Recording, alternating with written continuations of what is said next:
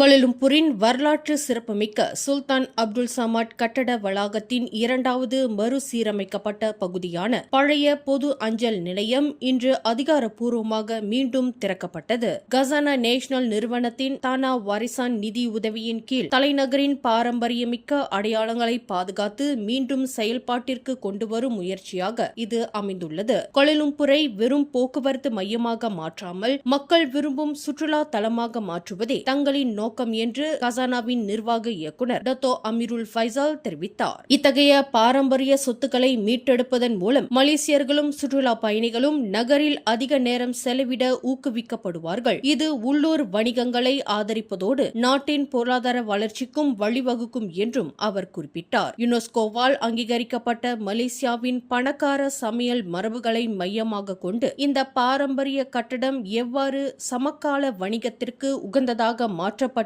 என்பதை இது நிரூபிக்கிறது.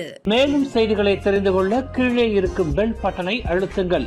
உங்கள் மகிழ்ச்சியை வெளிப்படுத்த லைக் மற்றும் ஷேர் செய்யுங்கள். தொடர்ந்து திசைகளோடு இணைந்திருக்க சப்ஸ்கிரைப் செய்யுங்கள்.